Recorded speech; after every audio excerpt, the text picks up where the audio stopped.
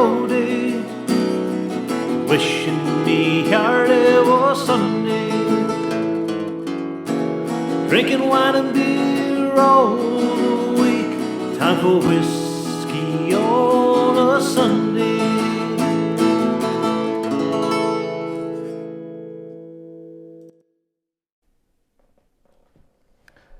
Hello everyone.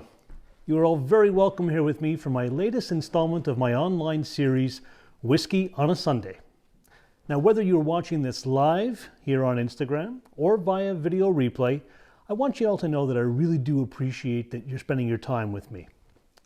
As always, before we begin, please, if anyone watching is not yet of legal age to either purchase and or consume alcohol where they live, then that person needs to say goodbye. Okay, for everyone else, this week I'm talking about a rather mysterious and relative newcomer to the Irish whiskey scene. And seeing as how it's Irish whiskey, I've got my Irish snowmen that are here with me. We're still in the festive season. So the relative newcomer, I'm talking about the Sexton Irish Whiskey. Now I said mysterious, you may be wondering why mysterious. Well, there really doesn't seem to be, a lot of easy to find information about it. Even the labeling on the bottle is a bit vague. It's very, it's intriguing, but it's a little bit vague. But have no fear, Somme for All is here, and tonight I'm going to be spilling the secrets and the story behind the Sexton. Now, just before I pull back the curtain, I do want to go through and share some of the marketing slogans and some of the information that's on the websites that the Sexton themselves have put out. So, one of the first things they say is an unconventional single malt. The Sexton Irish Malt Whiskey is uncommonly complex and memorable in character. Okay, that's pretty nice, but it doesn't really tell us anything, except that it's a single malt, right? The next slogan, Sexton starts with only the best ingredients, using unpeated Irish malted barley in the mash bill for a pure malt flavor. The spirit is distilled in copper pots for exceptional smoothness and then aged in former Oloroso sherry casks from Juarez, Spain, imparting uncommon complexity and richness of flavor.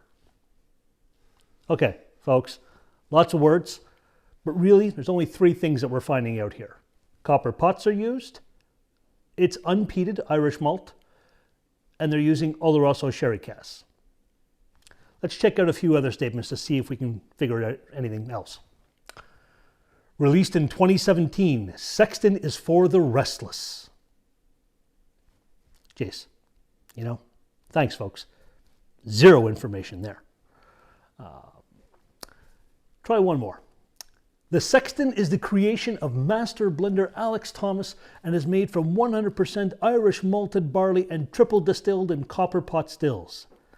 Afterwards, the liquid is aged in Spanish Oloroso sherry casks, imparting a rich and fruity character. It comes in a rather eye-catching hexagonal bottle. Okay, that one's not bad. It's starting to paint a better picture. Let's try two more. Marked by the soul of the north coast of Ireland, it is the 100% Irish malted barley that makes the Sexton decadent, a tradition long held on the north coast of Ireland. Okay, finally, one more. In the cold grey reaches of County Antrim, the Sextons tended to the spirits of the deceased, digging fresh graves along the river bush and planting stone crosses in the soft grass. Okay, so I'm taking my commercial voiceover actor voice off now. But I wanted to go through all those things just to kind of tell you what's out there, what Sexton has put out there. And, there's a lot of things that are very wordy, lots of rhetoric, but seemingly little actual substance and nothing to tell us who actually makes it. So, let's try and ease through the marketing jargon and see what we can actually take from it. So, just some bullet points here. We know that it's fairly new, released in 2017. They told us that. 100% Irish malted barley. Okay, that's a good one. Unpeated. Okay, most Irish whiskies are, but there are exceptions, so fair enough. Triple distilled in copper pots. Okay, again, a lot of Irish whiskey is triple distilled. Copper pots is common, but okay, we'll take it. Matured in Spanish Oloroso sherry casks. Again, common practice, but fair enough, it's some info. Hexagonal bottle. Well, duh. Yeah, I can think saw that when I saw it on the shelf. Crafted by Alex Thomas. Ah, okay, that's a good one. And then finally, north of Ireland, Canty Antrim, River Bush. Okay. So, with those 7 or 8 points, we can start to fill in the pieces a little bit based on these facts. For me, some of the key points revolve around triple distillation, 100% malted barley, and that, those words about Antrim and River Bush. You see, there's not many distilleries in Ireland, period, that currently produce 100% malted barley whiskey. In some of the other episodes, we've talked about what they're producing, and a lot of it is a mix. So, 100% malted barley, that's interesting.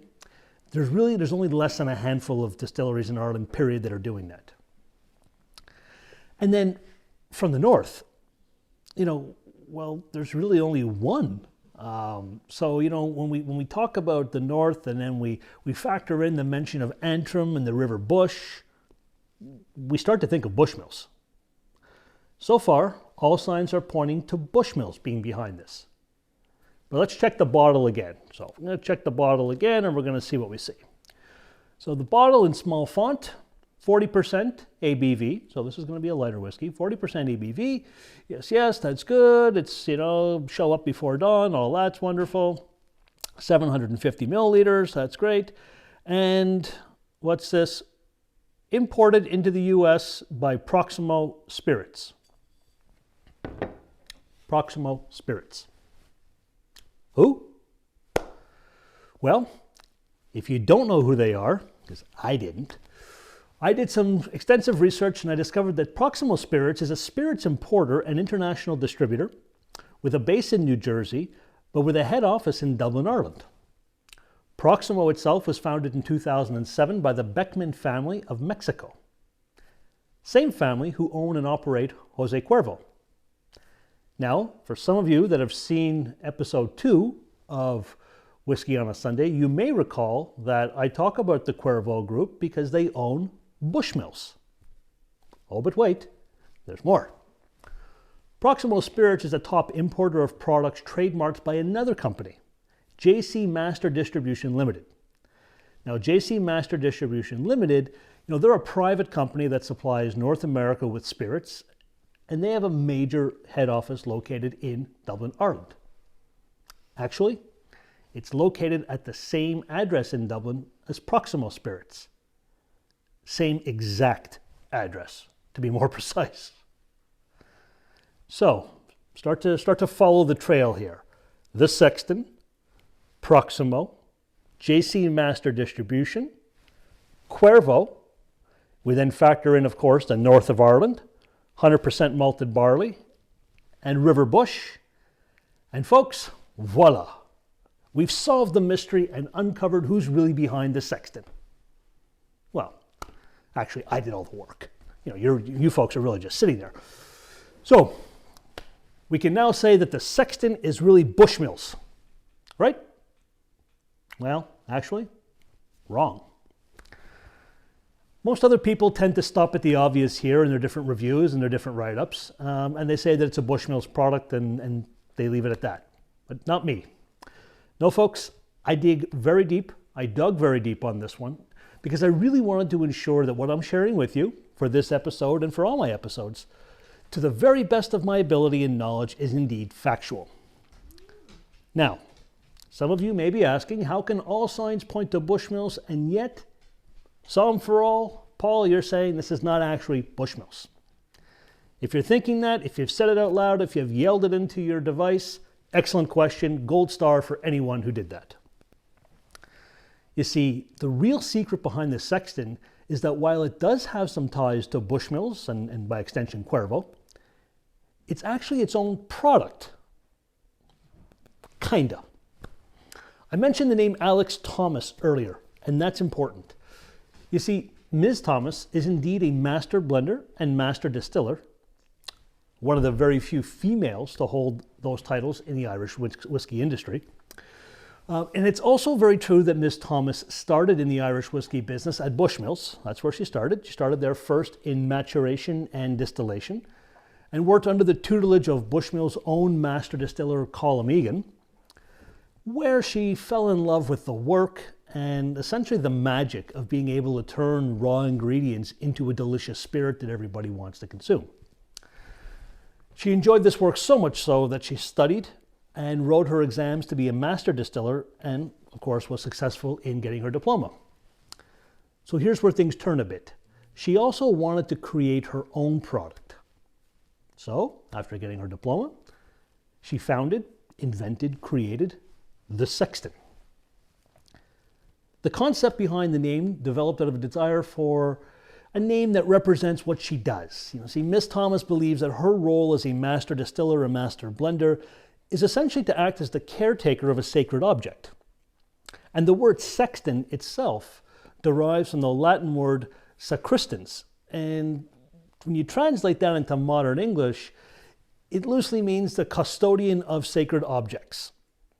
And historically has been largely associated with being the ones who dug graves for those who had passed away, the people that took care of the sacred bodies.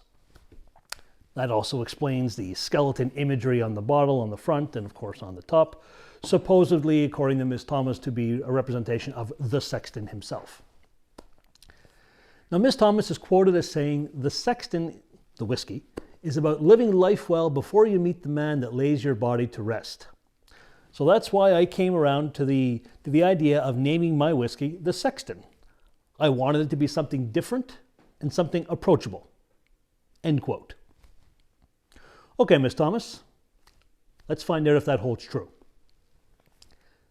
The grain sourced for this whiskey is sourced from both Wexford and Tipperary and ends up being 100% malted, right? They told us that in the beginning, so that much we know. And as for where it's made into whiskey, well, you see, that's where Bushmills does come in.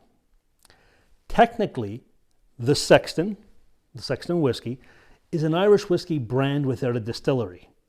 And I know that may sound a bit funny to some of you, but really in this day and age, that's something that's pretty common in Ireland as more and more brands pop up. So for the Sexton, Miss Thomas operates independent from Bushmills.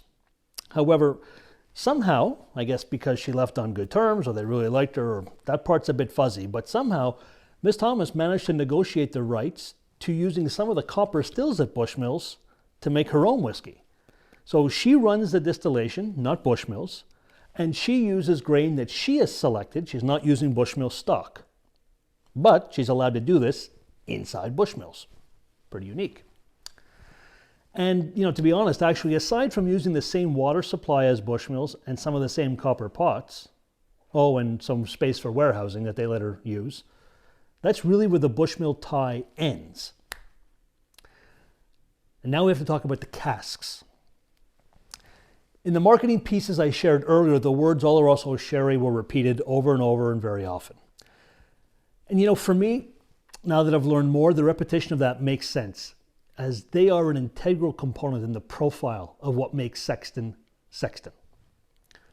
For her whiskey, the Sexton, of course, Miss Thomas established a relationship with the Paez Lobato family in Juarez, Spain, and they're custom cask makers with over 70 years of experience in the whiskey industry.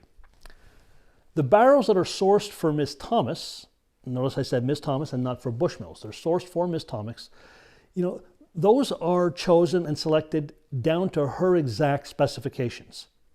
What does that mean? Well, it means that Miss Thomas chooses the type of European oak that's to be used in making the barrels. She decides how long that they are air dried for, in this case, 16 months that they're air dried for. Miss Thomas alone decides the toasting level inside, and for those of you that aren't sure what that means, they actually kind of create a fire inside the barrel and they char it, and that allows a whole bunch of flavors and profiles to come out. We're going to talk more about barreling in future episodes. And then again, Miss Thomas also chooses the type of wine, the type of sherry that goes into those casks after they're toasted to season the casks. And she decides alone how long that sherry is going to stay in the barrel. For Sexton, it stays in there for 2 years.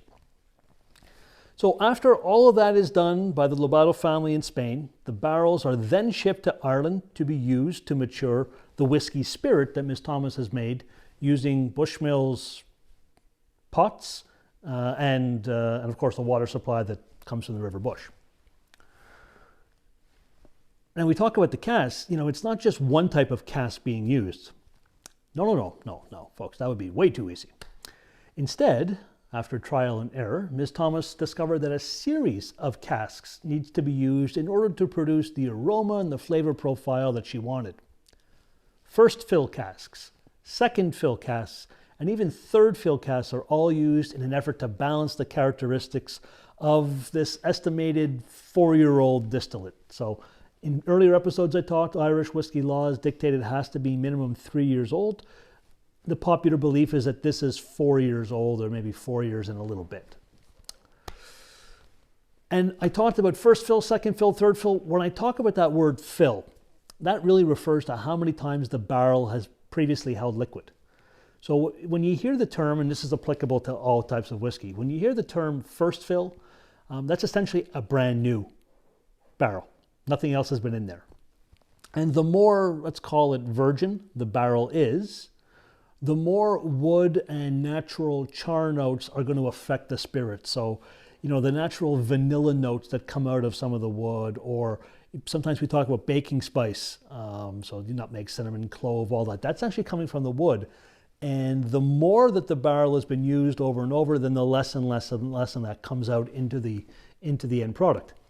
So, just to recap, Ms. Thomas figured out that she wants a mix of 3 different types of used barrels, from brand new to used 3 times, to get that balance that she's looking for. Okay, I know what you're thinking. Great sleuthing, Paul, and much warranted, much earned Scooby snacks aside, what about the actual whiskey itself? Well, here we go. Again, quick reminder, 40% ABV and estimated to be approximately 4 years old, so it's a very young whiskey. Let's go in for a nose. Bring it up 3 times to get to know it. So first off, on the nose, it's very light, but there's some sweet notes there. There's definitely a nuttiness to this whiskey. So hazelnut, almond, walnut, maybe even getting a little bit of cashew. And I'm getting some fruit. Yellow apple, pear, apricot, lemon zest, not the actual lemon, but the rind, the zest of the lemon. Peach pie, and then a baked graham cracker with butter base. So when you're making those type of crumbles, not everything else, but just the graham cracker with the butter baked. Definitely some honey, lots of honey going on, light raisin, and then baking spices. I'm getting nutmeg, cinnamon, and just a hint of dark chocolate. There's a lot going on in the nose alone. All right, my favorite time. We're going to taste.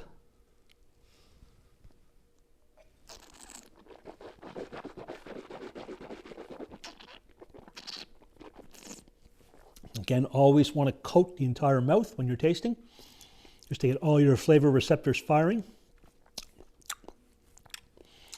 So triple distilled on the palate, still light, so it's not heavy, it's not weighty on my tongue. Dried fruit notes. And that really comes from the sherry notes, the Sherry Oloroso sherry. Gives you that, the raisin that I'm getting, the fig, the prune. I'm also getting honeycomb, apricot, apple, lemon. There's marzipan-y notes in there. Some walnut. Like a cooked peach. A touch of zippiness, like white pepper. Nothing overpowering, just a little touch of zip. Baking spice, again, those baking spices I talked about before, the nutmeg, the cinnamon, and some woody notes, cedar. And then just as it's kind of all settling down, I'm getting this mineral saltiness. So very natural, very cleansing, palate cleansing minerality.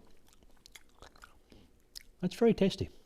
Okay, so on the finish, honey, touch of mocha coffee, some woody notes, so sandalwood, cedar, baking spice, and then just everything is just kind of calming down right now, and I'm still getting that nice, clean minerality or minimal salt finish on it. So, in my opinion, that's fairly impressive.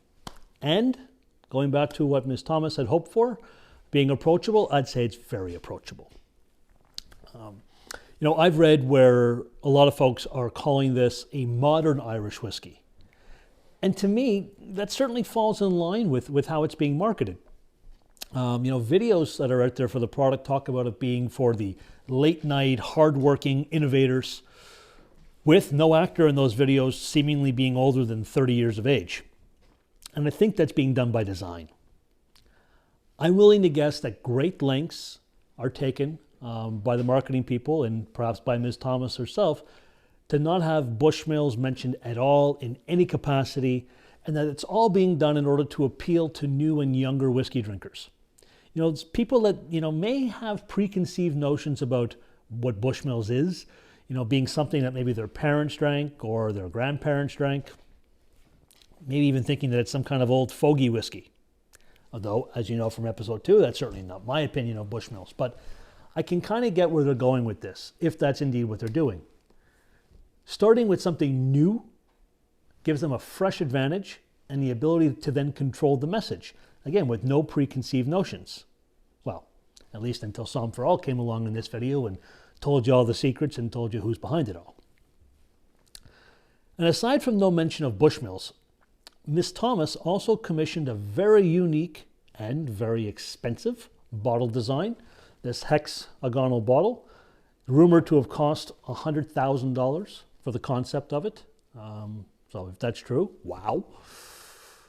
The inspiration for the hexagonal shape actually came from the natural and cultural landmark that sits very close to the Bushmill site itself, that being the Giant's Causeway. So the bottle is actually shaped and inspired after the basalt rock deposits that line the coast in that area. So if you've ever been to the Giant's Causeway, or if you've ever seen footage of it, you'll see that there's the rocks that are all laid out are all in this hexagonal pattern, and it's all natural. Plus, the bottle looks very different. There's no mistaking this for anything else, so clever marketing on that side. Only problem for me, really, is that it's a bit tricky to pour the whiskey out without spilling any of it. It is a little clunky. Spilling whiskey, that's sacrilege in my world, so it's really the only knock. What else about the whiskey? There's a tag here. Yay, tag, 89 points from the Whiskey Advocate. 89 points. What does that mean? Absolutely nothing. It means absolutely nothing, because that's one person's opinion, or even a panel of people's. But at the end of the day, if you don't like honey, which is in this, and if you don't like baking spice, then no matter what anybody puts on the bottle as a sticker, a score, or whatever, you're not going to like it. So that's why I don't tell you that you should drink a whiskey or you shouldn't. It's very subjective. I don't like those type of points things. I don't do it. So just be wary with that. Again, 89, it's a nice score, but doesn't mean anything. How much does it cost, and where can you find it? Now that's important. Here in Ontario, where I'm located, Ontario, Canada, it's found at the LCBO, and in my opinion, again, my opinion, it's very reasonably priced at $49.95 a bottle. So let's just under $50 a bottle. There's a lot going on for relatively small money when it comes to whiskey, at least by Ontario standards. If you factor in that it's an Irish whiskey as well, I'm thinking it's pretty good value. In the US, I've seen it on many websites for $29. If that holds true, if you can find it in the US for $29 a bottle, I'm going to say that's a bargain. For you folks at that price, provided that you like some of the flavor profiles or most of the flavor and aroma profiles I've mentioned. Overall, certainly different. Certainly worth trying if you see it in a pub, or even yet better, when it's safe to do so, at someone's home bar. So you don't have to buy a full bottle, you can just try a little bit. If and when you do try this for the first time, please, please, please, try it neat. The reason I say that is because it already has a fair amount of sweet notes to it.